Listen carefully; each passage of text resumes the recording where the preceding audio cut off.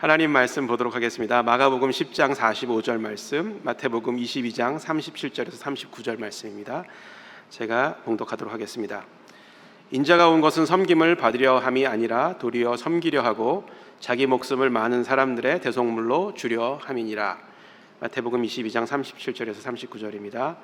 예수께서 가라사대 내 마음을 다하고 목숨을 다하고 뜻을 다하여 주 너의 하나님을 사랑하라 하셨으니 이것이 크고 첫째 되는 계명이요 둘째는 그와 같으니 내 이웃을 내 몸과 같이 사랑하라 하셨으니. 아멘. 지난주에는 이 복음 선포를 위한 첫 번째 전략인 전도에 대해서 제가 좀 구체적으로 말씀을 드렸습니다. 시대적으로 전도에 대한 인식과 상황이 많이 안 좋아졌고, 또 그러다 보니까 이 전도하는 일을 좀 세컨다리 잡으로 생각을 하는 경우들도 약간은 생긴 것 같습니다. 그러나 여전히 전도는 복음 선포에 있어서 가장 중요한 전략이고 다른 것과 바꿀 수 없는 저희 교회의 중요한 사명이다라고 말씀을 드렸습니다. 그리고 하나님께서 가장 기뻐하시는 것, 복음 증거해서 복음이 증거돼서 한 영혼이 하나님께로 돌아오는 것, 그렇기 때문에 우리가 힘들고 어렵지만 이 전도하는 일에 최선을 다해야 된다라고 말씀을 드렸습니다. 그러나 안타깝게도 최근 들어서는 이 전도의 환경이 점점 더 안 좋아지고 있는 것이 사실입니다. 학교나 회사나 쇼핑 장소, 쇼핑센터 같은 공공 장소에서 이 복음을 전하는 것 거의 금지되고 있습니다. 또한 많은 회사나 학교에서도 사내에서 복음을 전하고 또 동료들에게 복음을 증거하는 것에 대해서, 신앙을 나누는 것에 대해서 엄격하게 제재를 가하고 있습니다. 만약 그것을 지키지 않고 복음을 전했을 경우에는 어떤 법적인 처벌도 받는 경우가 생기고 있습니다. 저도 CCC에서 사역을 할 때 꽤 오래전 일인데 한 10년 전이었던 것 같아요. 10년도 훨씬 더 전인 것 같은데 줄리아드라는 그런 음악 학교에서 학생들과 함께 전도를 하다가 한번 쫓겨난 적이 있었습니다. 복음 전도하는 게 학교 카페테리아에서 금지되어 있다고 해서 쫓겨난 경험이 있었는데 지금은 이것이 더 심해졌을 것이라고 예상이 됩니다. 그래서 그러다 보니까 이 직접 복음을 공공장소나 직장이나 또 회사에서, 학교에서 전하는 것이 어려워지니까 어떻게 하면 이 복음을 보다 잘 증거할 수 있을까, 세상 사람들에게 잘 증거할 수 있을까, 많은 고민들을 하게 되었고 또 그것을 위해서 논의하고 연구하는 일들도 계속해서 이루어지고 있는 것 같습니다. 선한 영향력을 통해서 세상 사람들에게 간접적으로 복음을 전하는 것, 이것이 오늘 제가 여러분들과 함께 나눠야 될 두 번째 복음 증거의 전략이라고 할 수 있겠습니다. 간접적으로 복음을 전하는 일, 이것도 사실은 쉬운 일은 아니죠. 그렇기 때문에 저희가 더 어쩌면 심혈을 기울여서 복음을 전해야 되는지도 모르겠는데, 이 두 번째 전략의 필수적인 요소라고 말씀드리고 싶은 것은 섬김과 환대, 이것을 통해서 복음이 전하는 것이 금지된 지역에, 그 장소에 복음을 간접적으로 선한 영향력을 미침으로써 전할 수 있다라고 이렇게 생각을 합니다. 오늘 본문 말씀에도 예수님께서 이 땅에 오신 것은 섬기기 위함이 아니라 섬김을 받기 위해서 이 땅에 오셨다고 그렇게 말씀을 하셨습니다.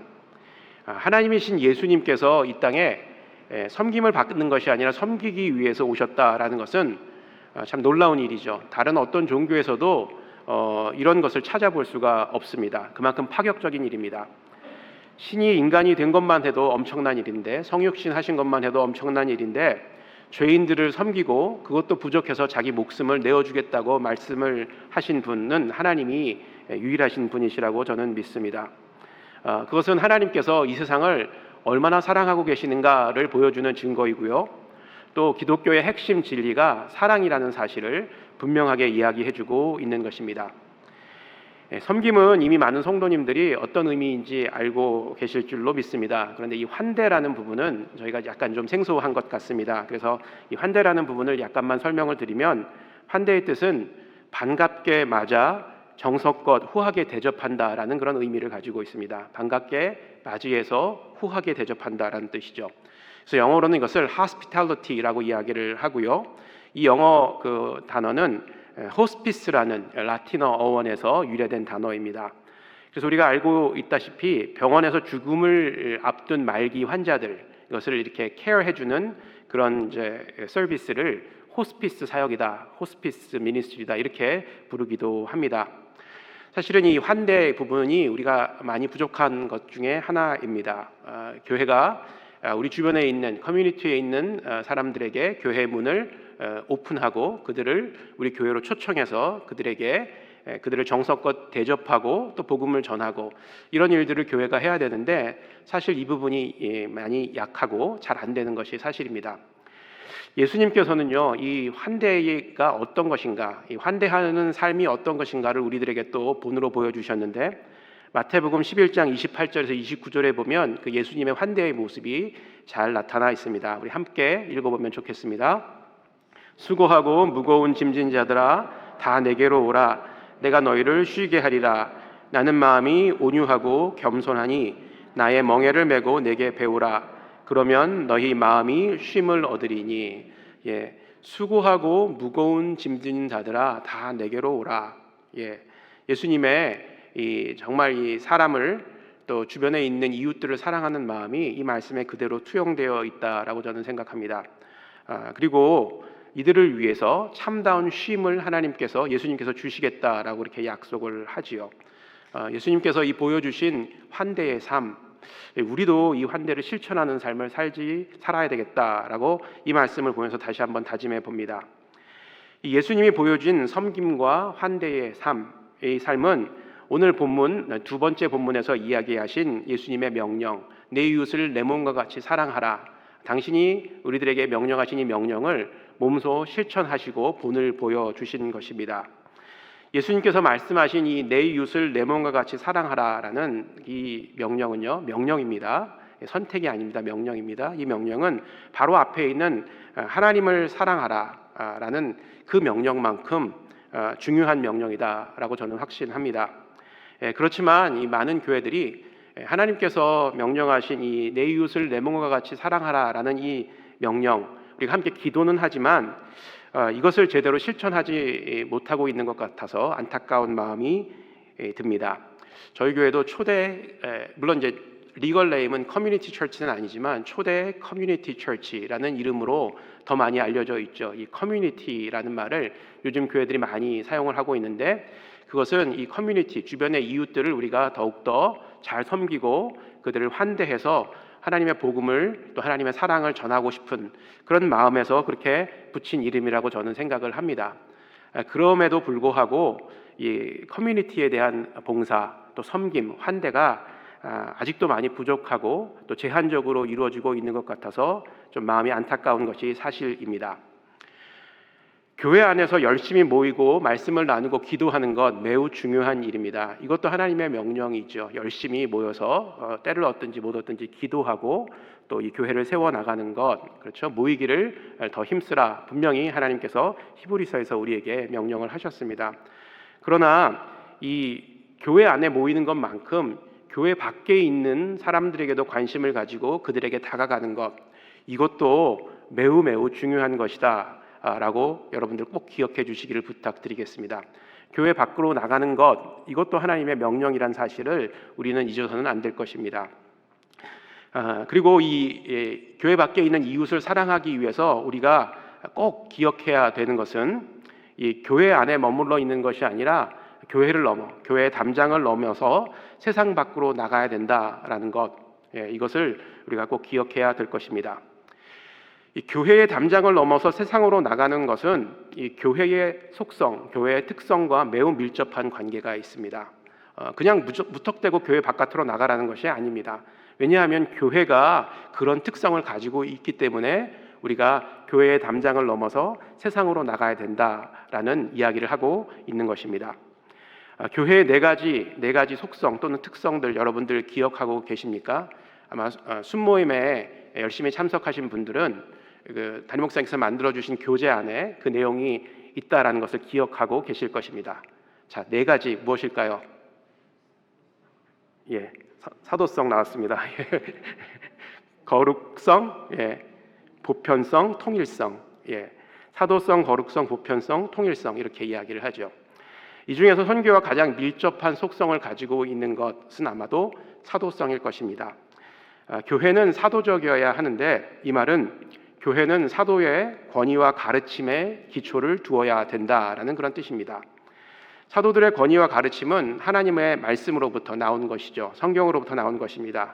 그래서 교회의 사도성은 교회가 말씀 위에 굳건하게 세워져야 된다라는 것이고, 또 하나님의 말씀에 순종하여서 그 사도들의 권위와 가르침을 따르고 계승해야 된다라는 그런 의미를 가지고 있는 것입니다. 그런데 이 사도성에는 한 가지의 의미가 더 있는데, 이것은 바로 교회가 세상으로 보냄을 받았다라는 것입니다. 교회가 세상으로 보냄을 받았다. 우리가 잘 알다시피 예수님께서는 지상에 계셨을 때 3년간의 사역을 통해서 12명의 제자를 부르셨고 훈련시키셨습니다.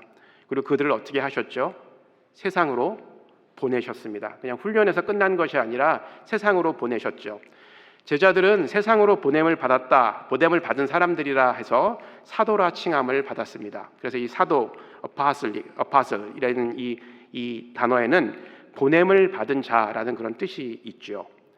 이 교회의 사도성은요, 그래서 교회를 이루는 모든 성도들도 세상으로 보냄을 받았다라는 그런 의미를 포함하고 있습니다.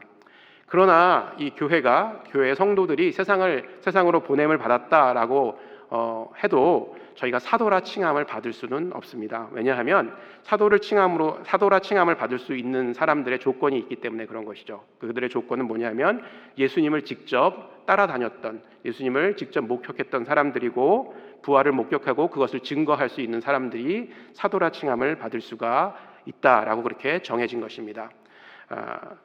우리도 세상으로 파송을 받았지만, 물론 사도라 칭함을 받을 수는 없지만 이 세상으로 보냄을 받아서 하나님의 복음을 증거하고 또 복음을 위해서 살아가는 예수님의 제자다라고 이렇게 칭함을 받을 수는 있을 것이라고 저는 믿습니다. 그리스도인들은 모이기를 힘써야 합니다. 아까 말씀드린 것처럼 교회 안에 열심히 모여서 기도해야 되죠. 그러나 또 한 가지 중요한 것은 복음을 전하기 위해서 교회의 담장을 넘어서 흩어져야 된다라는 것입니다.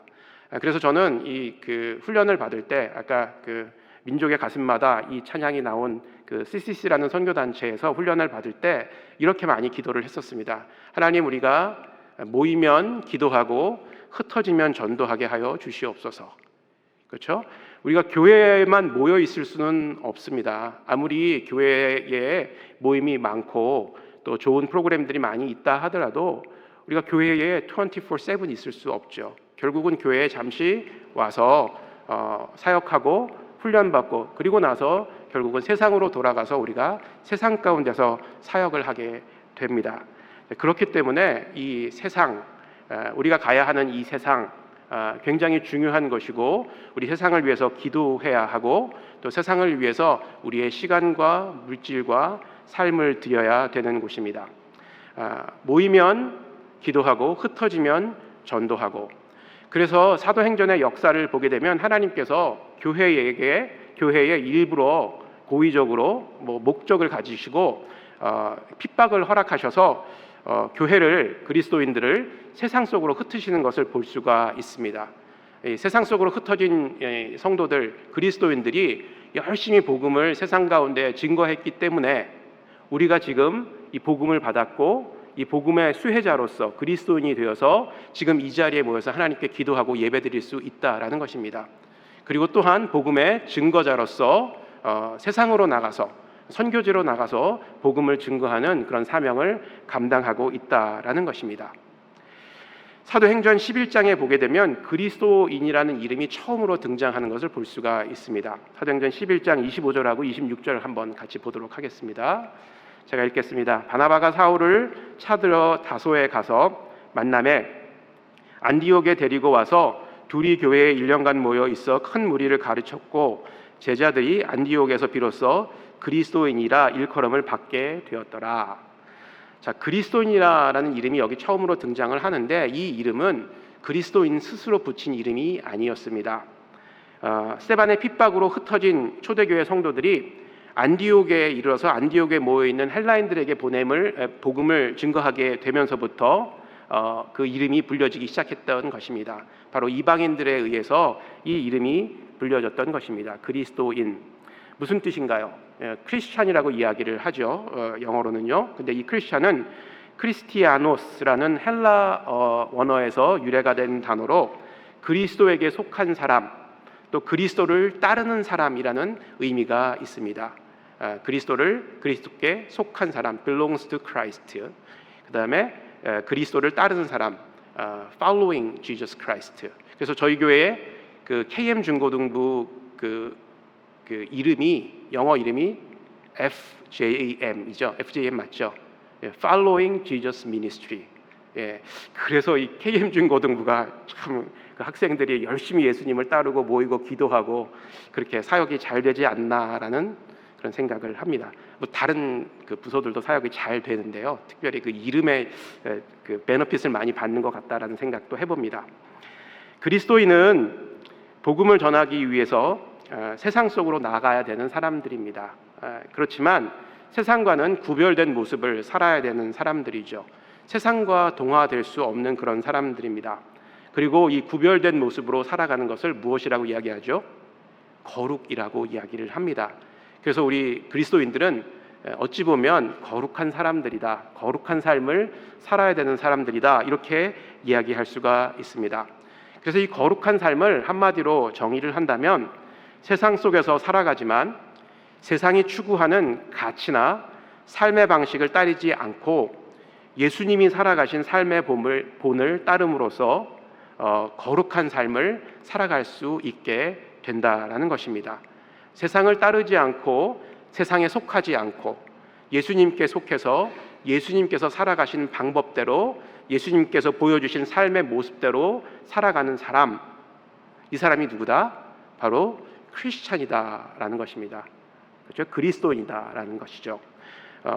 그렇기 때문에 우리는 세상을 따라가지 않기 때문에 예수님께서 주시는 세상이 줄 수 없는 평강과 기쁨을 누릴 수 있게 되는 것입니다.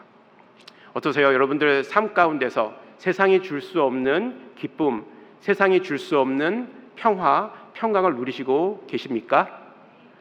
만약에 이거 못 누리고 계신다면 힘들게 예수님 따라갈 필요가 없겠죠. 그렇죠? 뭔가는 세상과는 다른 것이 예수님 안에 있기 때문에 우리는 예수님께 속해 있는 것이고 예수님을 따라가고 있는 삶을 살고 있지 않습니까? 그렇죠. 자, 그런데 세상 사람들은 그런 우리의 모습을 눈여겨보고 있다라는 것입니다. 그렇죠? 우리가 세상 사람들과 아무런 구별 없이 세상 사람들과 똑같이 살아간다면 세상 사람들이 우리를 따라올 이유가 없겠죠. 복음에 대해서도 관심을 가질 이유가 전혀 없을 것입니다. 그런데 우리가 정말 세상이 줄 수 없는 그런 기쁨과 그 평강을 이 세상 속에서 누리고 있다면 뭔가 다를 것이고 다르게 보일 것이고 세상 사람들은 그것을 주목하여 볼 것입니다. 뭔가는 다른 것이 있구나, 저 사람에게. 나도 좀 저 사람의 다름을 좀 알아보고 싶다. 무엇이 저 사람을 저렇게 어렵고 힘든 상황 가운데서도 기쁘고 감사하면서 살아가게끔 만드는 것일까?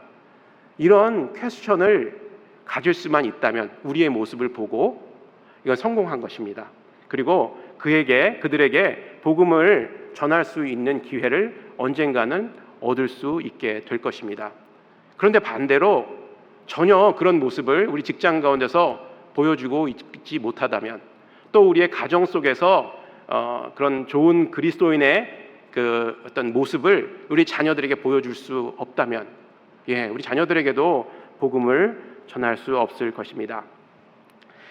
세상 사람들이 그리스도인들의 모습을 볼 수 있는 것은요, 교회가 아닙니다. 왜냐하면 세상 사람들 교회 안 나오기 때문에 그렇죠. 그러면 우리의 진정한 모습을 볼 수 있는 것은 어디다? 세상이죠. 바로 세상, 우리의 일터와 또 우리의 가정이 있는 세상일 것입니다. 그래서요, 우리가 선교하는 삶, 복음을 증거하는 삶을 살기 위해서는요, 이 교회에서보다 세상 속에서 더 멋진 그리스도인들로 살아가야 합니다. 그렇지 않으면 세상 사람들에게 복음을 전한다는 것은 불가능한 일입니다.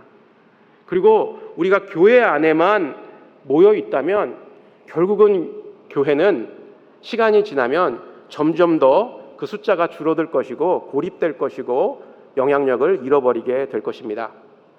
일반적으로 현대인들은 세상 속에 있는 일터와 가정에서 교회에서 보내는 시간에 3배 내지 4배 정도의 시간을 매일 보내고 있다라고 말해도 과언은 아닐 것입니다. 아마도 오늘 여러분들 직장에서 곧바로 오신 분들 많이 계실 텐데 적어도 하루에 직장에서 8시간 내지는 12시간씩 일하시고 계신 분들이 대다수일 것입니다. 또 직장이 없으신 우리 여성분들은 가정에서 그 시간을 보내시죠. 야, 가정이 직장이냐 이렇게 반문하시는 분들도 있을 수 있겠지만 가정주부들에게는 어쩌면 그게 그 직장일 수도 있을 것 같습니다. 왜냐하면 가장 많은 시간을 보내면서 가장 중요한 일들을 그곳에서 하고 계시기 때문에 그렇습니다.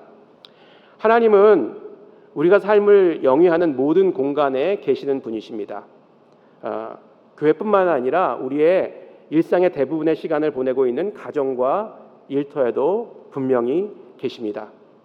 그렇기 때문에 일터와 가정은 하나님을 더 오랫동안 만날 수 있고 하나님을 더 오래 예배할 수 있고 더 많은 복음을 전할 수 있는 기회를 얻을 수 있는 곳입니다. 그렇죠? 상대적으로 교회보다 더 많은 시간을 그곳에서 보내기 때문에 그렇기 때문에 우리는 우리의 신앙생활을 우리의 일터와 직장이 있는 세상 속에서도 이어가야 합니다. 교회는 일주일에 짧으면 2시간, 많으면 4시간, 더 많은 시간들을 보내시는 분들도 있지만 우리의 직장은 또 직장과 일터는 하루에도 4시간 이상, 8시간 이렇게 시간을 보내고 있지 않습니까? 그렇기 때문에 하나님을 만날 수 있는 그런 찬스가 훨씬 더 많은 것이 바로 그것입니다. 당연히 하나님이 계신 곳이고 우리와 함께 하시는 곳이기 때문에 그곳에서도 우리는 하나님께 예배드려야 하고 우리의 신앙생활을 이어가야 한다라는 것입니다. 그러나 아직도 많은 분들이 신앙생활을 교회 안에서만 하려고 하는 경향이 있습니다. 일터와 가정은 생계와 생활을 위한 활동의 영역이고 신앙생활은 교회에서만 하는 것이다 라는 그런 이분법적인 사고를 가지고 계시고 있다라는 이야기입니다. 말씀드린 바와 같이 하나님은 교회에만 계신 분이 아니십니다. 우리의 일터와 가정에도 언제나 계시는 분이십니다. 임마누엘의 하나님이란 것을 우리가 믿는다면 하나님이 계신 어디서나 우리는 그분을 만나야 하고 또 예배해야 하고 증거해야 되는 신앙생활을 해야 합니다. 예배하고 증거하는 신앙생활, 이것이 교회뿐만이 아니라 세상 속에서도 이루어져야 된다라고 저는 믿습니다. 그래서 저는 저희 교회에서는 오래전부터 이것의 중요성을 알았기 때문에 일터 사역, 지금은 3터 사역이라고 하는데 3터 사역이 시작이 되어졌고 지금까지 계속해서 그 사역을 하고 있습니다. 이 3터 사역을 통해서 우리는 교회 담장을 넘어 일터와 가정에서 하나님을 예배하고 증거하는 삶을 살 수 있도록 배우고 훈련되고 있습니다. 또한 직접적으로 복음을 전할 수 없는 환경 가운데서 선한 영향력을 미칠 수 있는 섬김과 환대의 그런 그 중요성을 깨닫고 훈련받는 일들도 이 3터 사역을 통해서 하고 있습니다. 이 3터 사역의 핵심적인 가치를 한마디로 말씀드린다면 겉과 속이 동일한 그리스도인들로서 세상 속에서 살아갈 수 있도록, 교회와 세상 속에서 살아갈 수 있도록 돕는 일, 이것이 바로 3터 사역의 핵심 가치입니다. 이게 무슨 얘기인지 아시겠죠? 겉과 속이 같은 그리스도인. 교회에서는 멋진 그리스도인인데 우리의 일터와 가정에 가게 되면 그렇지 못한 경우들이 많이 있다라는 것이죠. 그런데 우리는 그렇죠, 교회뿐만이 아니라 우리의 일터와 가정에서도 멋진 그리스도인으로서 살아가야 합니다. 제가 젊은이들 사역을 하면서 학생들을 만나면서 가장 충격적인 말을 들었던 것 중에 하나가 뭐냐면 그 학생들로부터 이런 얘기를 들었어요. 나는 우리 엄마 아빠가 믿는 하나님 믿고 싶지 않다. 하나님이 계신다면 우리 엄마 아빠 어떻게 저렇게 살아갈 수 있어요? 라는 질문을 들었을 때 순간적으로 제 아들을 제가 이렇게 그 아이들 중에 우리 아이가 들어가 있지는 않을까 라는 두려움이 생겨서 그 사역을 더 못하고 교회로 오지 않았나 이런 생각도 듭니다. 너무 두렵고 떨리는 마음으로 학생들을 만났던 기억이 아직도 생생합니다. 부모님이 만나는 하나님, 섬기는 하나님, 나는 섬기고 싶지 않다, 그런 얘기가 나오는 거 누구 책임일까요? 그렇죠? 우리의 책임 아니겠습니까? 그리고 우리 직장에서도 마찬가지입니다. 저런 직장 상사가 다니는 교회 나는 가고 싶지 않다, 뭐 이런 거죠. 예. 그래서 이 삼터 훈련이 필요한 이유는 이 그리스도인들이 바로 일터와 가정에서 복음을 전파하는 데 있어서 걸림돌이 되기 때문에, 그 걸림돌이 되지 않기 위해서 이 사역을 한다라는 것입니다. 이러한 문제가 생기게 된 이유가 있는데, 그 이유는 이제 개인적인 그 판단에 의하면 이 그리스도인들이 이 구원관에 대한 오해가 있기 때문에 이런 문제가 생기지 않았나라는 생각을 해봅니다. 이런 이야기 들어보셨죠? 오늘 밤 하나님께서 부르시면 천국에 갈 준비가 되어 있습니까? 예수 믿고 천국에 가야죠. 틀린 말 전혀 아닙니다. 맞는 말이고 정확한 표현입니다. 그런데 이 말이 우리들에게 오해를 줄 수가 있다라는 것입니다. 뭐냐 하면, 우리가 예수 믿고 구원받는 것의 목적이, ultimate purpose가 천국에 가는 것으로 끝나는 것은 아닌가. 물론 맞는 말이죠. 예수 믿으면 당연히 천국 가죠. 천국 가야 되고요. 그렇죠? 그런데 천국 갔다고 모든 것이 끝나고 게임이 오버가 되는 것이 아니라는 것입니다. 왜냐하면 사도 바울 선생님도 구원은, 그렇죠, 이루어가는 것이다라고 말씀을 하셨지 않습니까? 어떻게 보면 이 구원받은 것이 끝이 아니라 구원받은 것이 새로운 시작이라고 말씀드릴 수가 있겠습니다. 에베소서 2장 8절에서 10절에 보게 되면 이런 말씀이 있죠. 너희는 그 은혜에 의하여 믿음으로 말미암아 구원을 받았으니 이것은 너희에게서 난 것이 아니요 하나님의 선물이라. 행위에서 난 것이 아니니 이는 누구든지 자랑하지 못하게 함이라. 우리는 그가 만드신 바라 그리스도 예수 안에서 선한 일을 위하여 지으심을 받은 자니 이 일은 하나님이 전에 예비하사 우리로 그 가운데서 행하게 하려 하심이라. 하나님께서 우리를 만드신 이유, 또 하나님께서 우리를 구원하신 이유는 선한 일을 하기 위해서다라고 이야기를 합니다. 바로 이 선한 일이 무엇일까요? 물론 이 선행이 구원을 받을 수 있는 조건은 결코 아닙니다. 그러나 구원의 은혜를 경험한 사람이라면 마땅히, 당연히 이 선한 일을 행하며 살아가야 합니다. 바울 선생님의 가르침처럼 구원의 목적은 천국에 가는 것만을 뛰어넘어서, 천국에 가는 것을 뛰어넘어서 선한 일을 행함으로써 이 땅에서 하나님의 나라를 이 세상 가운데 확장해 나가는 것, 이것이 하나님께서 우리를 구원하시고 우리를 만드신 목적이다라는 것입니다. 이 선한 일이 바로 세상 사람들 가운데 복음을 증거하고 선포하는 일입니다.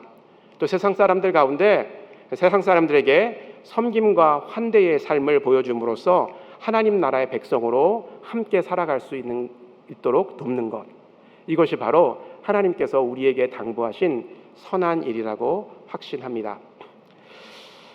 지난 몇 년간 저희 교회는 우리 교회가 나가야 될 방향에 대해서 여러 가지 방법으로 논의를 해오고 있습니다.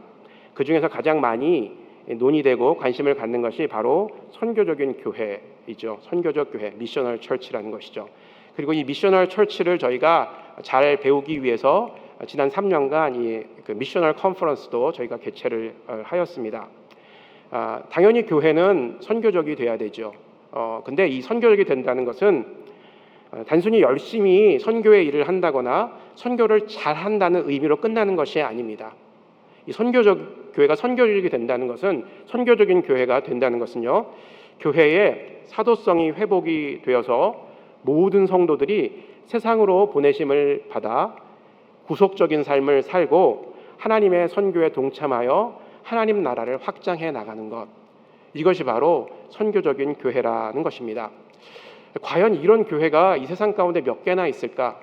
그런 교회가 진짜 있을까요? 라고 이렇게 좀 퀘스천 마크를 다는 분들도 있을 줄 압니다. 그러나 교회사를 보게 되면 사실 이러한 공동체가 있었습니다. 선교적인 공동체가 있었는데 그것은 그 모라비안 공동체라는 그런 공동체였습니다. 이 모라비안 공동체는 1700년경에 있었던 그런 공동체인데, 모라비아와 보헤미아 지역에서 나온 난민들이 굉장히 요즘 이슈인데요. 선교에 있어서 난민들로 독일 작센 지방에서 그 사유지에 정착했던 그런 사람들이었습니다. 그리스도인들의 교회였죠. 그래서 이 모라비안 공동체는 그들에게 이 사유지를 제공했던 진젠돌프 백작을 중심으로 1732년에 서인도 제도에 최초로 2명의 선교사를 파송하게 됩니다. 그 이후에 이 진젤도르프 백작이 죽기까지 226명의 선교사를 배출했고, 그 후에도 이 서인도 제도에 200년간 3,000명의 그런 엄청난 수의 선교사를 배출하게 됩니다. 그들이 이토록 엄청난 선교사를 배출할 수 있었던 그 원인은 그들의 열정적인 그 기도 생활, 기도 운동에서 찾을 수가 있습니다. 그들의 기도 운동은 한 팀이 24명으로 구성이 되었는데, 이 24명이 1시간씩 24시간을 쉬지 않고 기도하는 데 있었습니다. 그리고 이 기도 운동이요, 자그만치 100년간 지속되었다고 합니다. 이렇게 기도하니 정말 선교사로 안 나가고는 못 베기는 거죠. 그리고 선교를 안 하고는 못 베기는 것이죠. 그리고 그들은요, 성육신적인 선교를 했고요, 또 철저한 자비랑 선교를 했고, 또 전투적인 선교를 펼쳤다고 그렇게 교회사는 우리들에게 이야기해주고 있습니다. 그래서 당시 본국에 있던 신자와 선교사의 비율이 12대 1이었었다고 합니다. 12대 1, 굉장한 숫자죠. 말씀을 정리하겠습니다. 시대가 변하면서 이 선교의 방법도 다양화야 됐고요, 이 선교지에 대한 개념도 많이 바뀌었습니다. 그래서 이 땅끝에 대한 개념이 더 이상 해외에 어떤 선교사가 없고 교회가 없는 그런 그 외딴 곳, 오지가 더 이상 아닐 수가 있다라는 것입니다. 그 시대의 상황과 환경에 맞추어서 이 복음을 전해야 되고요, 그 선교지가 또 변함에 따라서 그 선교지에 맞는 전략도 저희가 짜야 합니다. 이것은 교회에게 오늘날 주어진 중요한 과제라고 저는 확신을 합니다. 여러 가지 방법으로, 다양한 방법으로 어프로치해서 복음을 전해야 되겠죠. 그러나 더 중요한 것은요, 복음을 전하는 방법은 달라질 수가 있어도 복음의 내용은 바뀔 수가 없다라는 것입니다. 제가 지난 시간에도 말씀드렸던 것처럼 이 복음은 예수 그리스도이십니다. 그리고 선교는 복음이신 예수 그리스도를 증거하고 전하는 것입니다. 방법은 바뀔 수가 있지만 내용은 결코 변할 수가 없습니다. 하나님께서는요, 하나님의 선교를 이 교회를 통해서 오늘도 이루어가고 계십니다. 세상 가운데로 보냄을 받은 이 교회된 모든 성도들이 예수 그리스도만을 전하고 또 예수 그리스도의 충성된 증인으로 살아갈 때만 교회는 선교적인 교회로서 사명을 감당하게 될 것이라고 저는 확신합니다. 우리 모두 이 복음을 위해서 헌신된 그런 교회가 되기를 주의 이름으로 축복하고 소원합니다.